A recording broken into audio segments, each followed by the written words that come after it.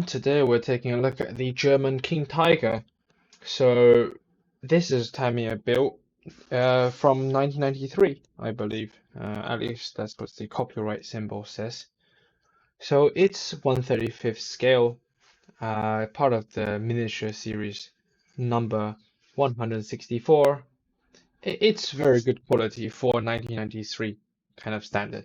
Even now in 2020, this still feels, you know, a really good build, solid build. Obviously not quite as good as the modern ones, but mostly the model has no problem at all. I think it's really hit the sweet spot in terms of price and the quality. So it's a lot nicer and cheaper than the new models, but this one is a very good one. Compare with even other brands such as Hobby Boss or Trumpeter from more than 5 years ago. Their models are not even as good as this King Tiger, in my opinion. The build quality. Now I'm talking like generically what I think. So there are specific cases which obviously are not true, but in the main sense, as you see, the quality of the build is fantastic. There's not so much flash on the plastic.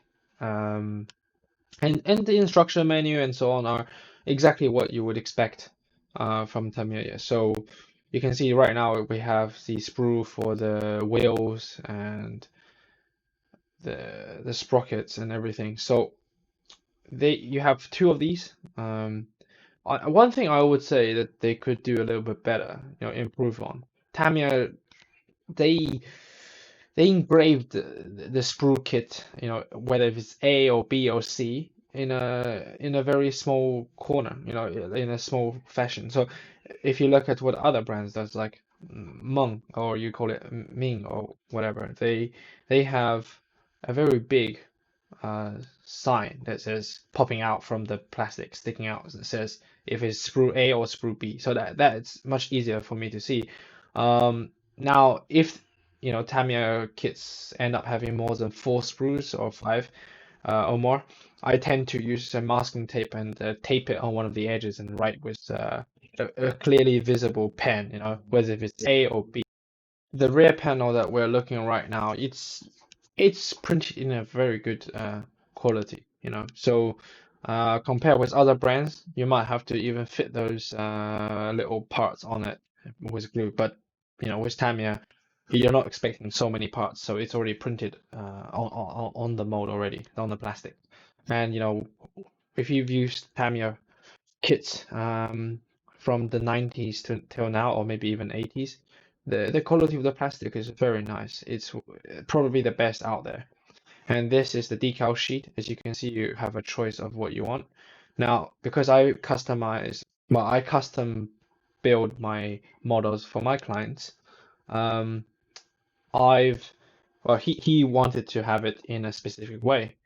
And we're gonna see the sort of yellow and red camouflage paint, camo pattern, I would say, and with the red knight decal on it.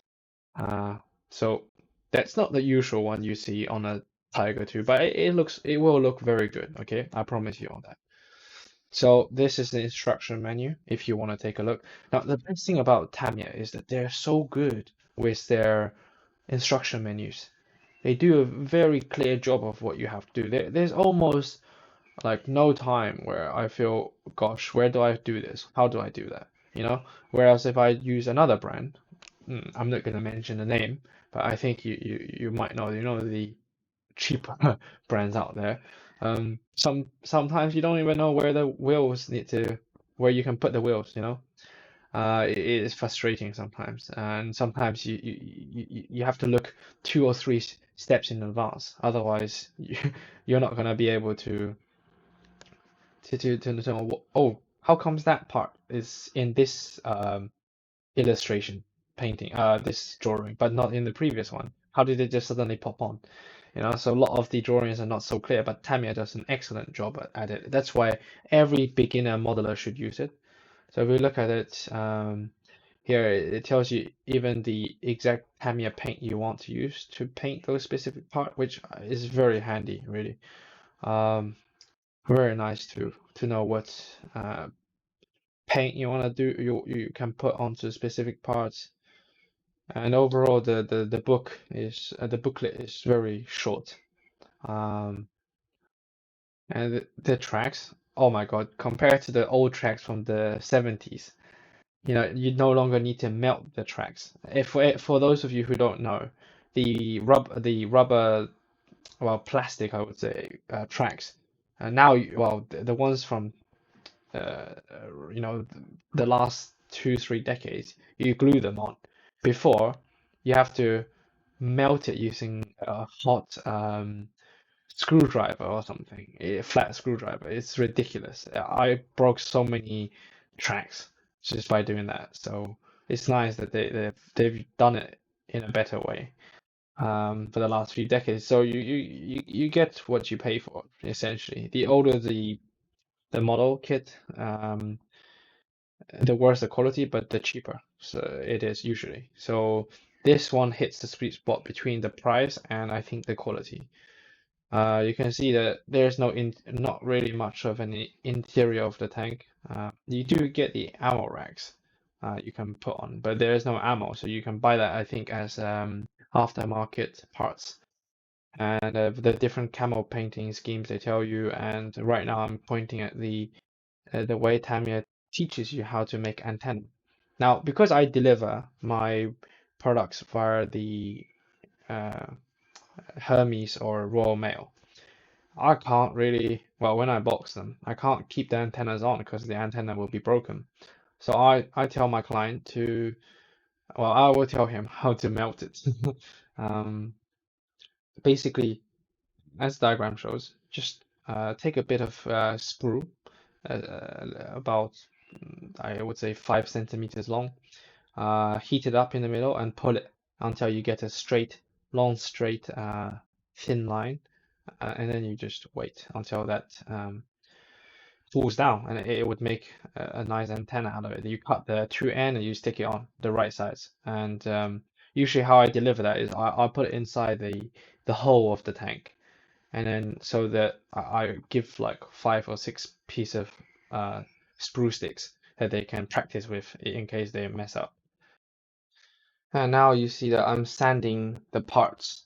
Now you could get away without sanding these bits, but I like to get rid of the mold lines and when you cut off the plastic, you do get a bit of excess plastic on it. Because I'm a perfectionist, so I like to clean it up, which significantly increases the amount of time, of course, that I need to build this kit. Now, some people will build a kit very quickly. Some take a long time.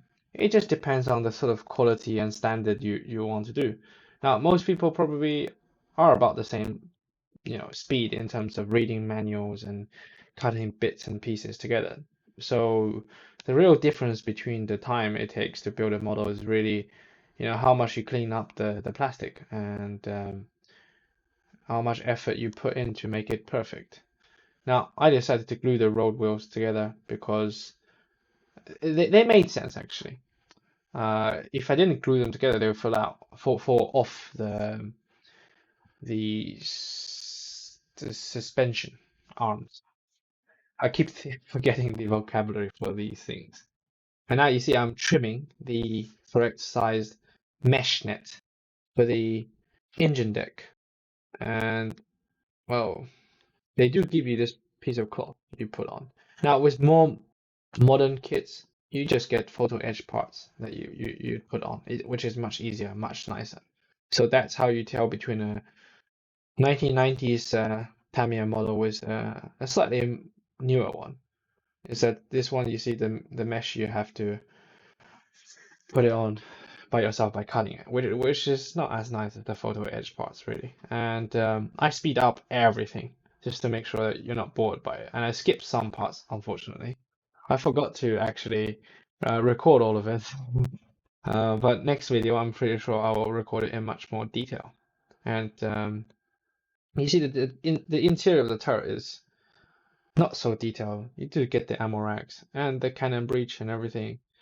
I decided not to paint the inside of the turret because it's a natural color of the German interior. I think is creamy white or some kind of white. But you know, nobody's gonna really look inside of this because it's got no interior. So speed up all of these bits as well. Um, Bit of details on the turret, and now here's the painting.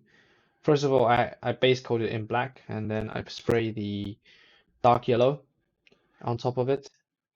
Now, to save money with paint, I recommend buying paint in bulk. Buy all the paint that you'd possibly need for this particular build, and then buy the airbrush thinner, and then get an airbrush because honestly, airbrush saves you money in the long term.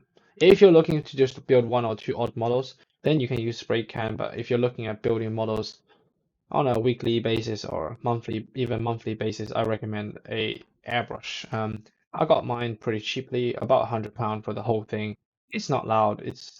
When I did my research, everyone was like, "You gotta get a really good one. You can't get a cheap Chinese one." But honestly, this is cheap Chinese one, not the cheapest cheap Chinese one. So, it works fine as you see. Because I'm doing it for tanks, you don't need to be very accurate with the spraying.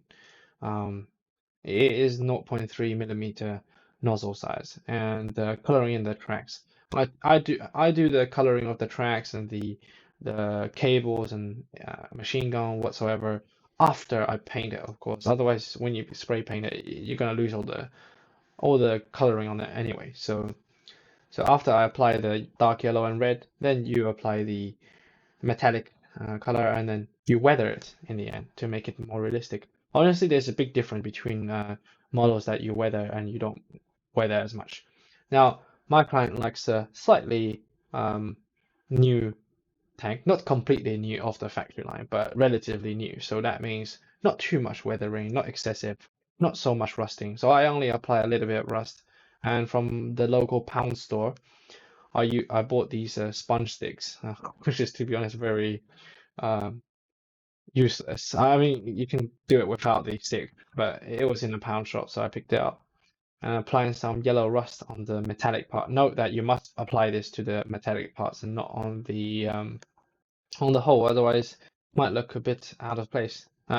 This yellowy, orangey um, part, you definitely would want to apply on the actual cable wires or spare tracks. Machine gun doesn't get rust that much if it's a relatively new model and the crews are maintaining it. You won't see rust on that, not much.